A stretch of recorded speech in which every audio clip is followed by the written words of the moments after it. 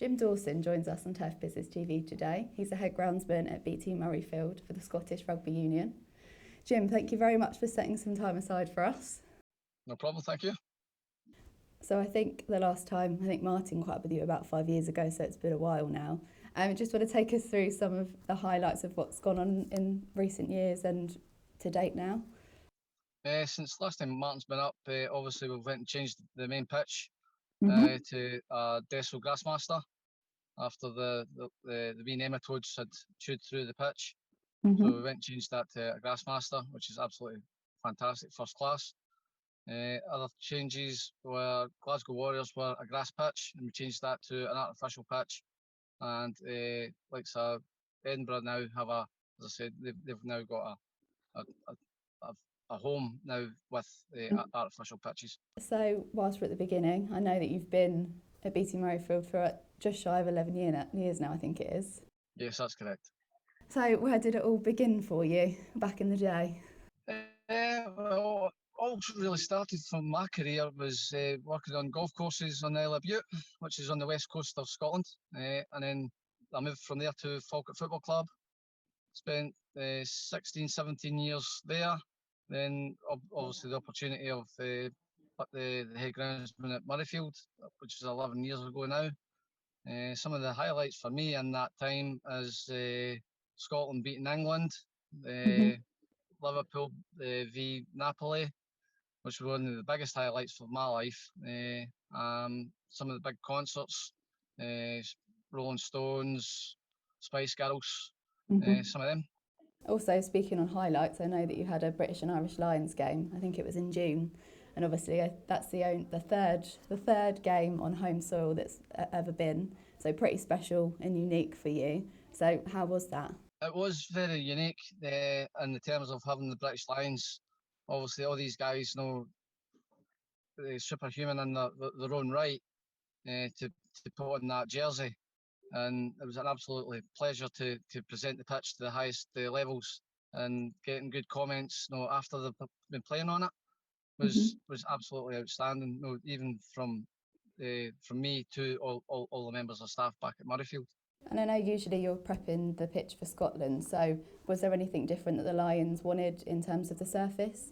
Not really for us. No, we just keep the pitch to the exact same standard. From whether it be Edinburgh games, football games, we always do our utmost professionalism. No matter what event comes our way, we'll always deal with that. Should they want anything changed, but with the Lions, they never wanted anything really changed that much. I think you mentioned the only change was them switching the logos out. Was that right? Yes, they had to change every logo within the stadium, no matter how small of a logo. It had to be changed to I think it was Vodafone. They had to change it to. So no matter what logo anywhere within the stadium, they had to change it. I just wanted to touch on COVID as well and just how that affected you. I think you mentioned before that it was down to just two of you sort of maintaining the pitch and you brought people back slowly. So. Yes, right back at the very start when COVID went into full lockdown, started off with myself being there, and then obviously I got another member of staff, Alex Lattle, to come in and give us a hand. Then we slowly increased it, members of staff as the workload increased. So we're having maybe one member of staff there all the time, but other members of staff maybe in 2 days a week or 3 days a week, but the rest of the time they're still furloughed. Some staff are even still furloughed 1 day a week, even just now, which is nearly 18 months, nearly coming up for a fair bit of time now, still going on with furlough. But we're managing at the moment. We're all good and keep them safe, which is a good thing. So did you keep your staff intact? Was anyone laid off or was everyone just on furlough?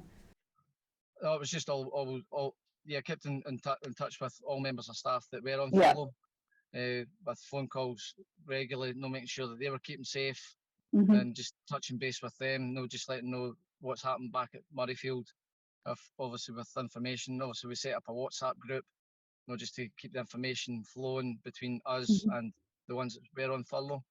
Yeah.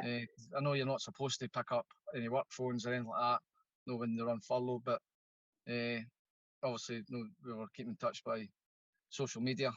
So now that things are slowly getting back to normal, are you looking to recruit? Are you staffing up? Well, at the moment, we've just recruited a new member of staff back at Scotland, because obviously one of my staff, Patrick Ferry, he's now been headhunted by Celtic Football Club to go and work for him. So we've now recruited back at Scotland for a new member of staff. So he starts with us on Monday. Was that sort of internal, or did you put that job out? We put that job out just on the LinkedIn and things like that. How was that recruitment process for you? Did you find there was lots of talent about, or? For me, there wasn't a lot of talent. No, there was more just like handyman, groundsman, Yeah. a new job or something like that. There was no real. Again, in Scotland, there's not a lot of people move about within football and rugby. Yeah. Obviously, I've said that even the tough business seminars and that, in Scotland, there's very little movement within recruitment and things like that. Do you also find it a bit of an issue with getting young people into industry over in Scotland? Because I know it's a big issue here, and I think the rest of the world actually in general. Yes, very much, because a lot of people don't want to move about within Scotland. I know a lot of people within Scottish football, even rugby, they've been in their clubs for many a year. And even if you go into the schools and that, kids nowadays just don't want to go out working on winter's days and these sort of things, unless it's the big clubs going into. It's very hard to try and motivate young kids nowadays. What's the education program like over there? Have they got colleges that are strictly outdoor, or turf care, or horticulture?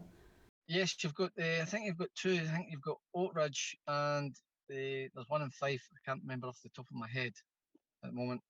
Who do the horticultural side of it with greenkeeping as the main feature. Yeah. But they do integrate. It's one of the things I did say years ago was to integrate some football seminars that they do for the students. Obviously, the students do come now and again to likes of Murrayfield, or just have a look round about just to see how different things are done. So again, these guys are all more or less greenkeepers, and then it's great when they're asking different questions, of different heights of cart, how we prep for matches and things like that. These guys are once you've got them into colleges, I think it's easy to talk to these type of guys. But as I say, trying to get the school leavers to get to college is the hard part. I think it's just raising the awareness of the industry as well, because it's like people just don't even know this exists, really. It's not something you think of when you're in school, is it? Unless your clubs like Liverpool, Man United, Chelsea, you've got the big hitters. You say like big Virgil van Dijk. Like, can you go into that school and ask the kids want to come along? They would have maybe half the school would be along the next day, Exactly. applying for a job. But if you go and ask somebody up in Scotland, Ross County or something like that, to go into a school, to become a groundsman, they'll just laugh at them. We're hearing a lot over in the UK at the minute, due to climate change, ground staff are sort of seeing a lot of new diseases, funguses and stuff like that are usually seen in warmer climates, like over in America. Are you seeing any evidence of that where you are? Not much at the moment. It's just the normal fuzz, and just at this time of the year, we've had a lot of to do with heat as the main thing for us at the moment. But touch wood, we haven't seen any disease yet, so we've been pretty fortunate. So we're just keeping our fingers crossed that we don't see any. Yeah, it's making it harder for you as well with the regulations, obviously, on chemicals. So you're getting your armoury stripped a bit there, aren't you? We are, because 1 year you think you can use a certain product, and then you think, oh, I can use that next year. You go, nah, it's been taken off the market. You can't use it. So then you have to think, what else is out in the market nowadays? So I know where you are in BT Murrayfield, you also host events as well as your rugby, such as concerts and stuff like that. So how was that in this summer? Did you have a lot going on, or was it a reduced, different schedule due to COVID? This year we didn't have anything for concerts or anything like that because of COVID. Yeah. We didn't have anything. Obviously, we're now looking at next year, so we don't know what's on the pipeline yet. So we just need to wait and see what happens. Obviously, I know the events still have something up their sleeve for concerts or something like that for next year. Did that change anything for you in terms of renovations, like your renovation window, seeing you didn't have anything in summer? Normally it doesn't, because we do concerts at renovation time, so we'll have the concert first, then we do renovation straight after it. So did you do it any earlier, having no concerts this year, or just the same time? It was just the same time. Obviously, it was just done right after the Lions, so I couldn't do any renovations prior to the Lions. So everything was done after the Lions. And again, we got excellent weather, so we got good strike in the seed, which was good, and obviously good growth. I just wanted to touch on as well, obviously working at such a high calibre venue, I know you're very happy there, but I just wanted to touch on the future, your sort of ambitions and goals. I'm very happy where I am at BT Murrayfield, being at the National Stadium of Scottish Rugby, which hosts not only just rugby, we can have football, we have concerts, we have different events throughout the year, from Schools Cup finals. So again, just putting on a top quality venue for whatever venue comes calling. Did you mention that if Liverpool give you a shout, you might be swayed? I'm calling, I might. I need to really sweet talk the wife. Well, I think that's a nice way to end it. Obviously, you're very happy where you are. Enjoy your role, which is amazing.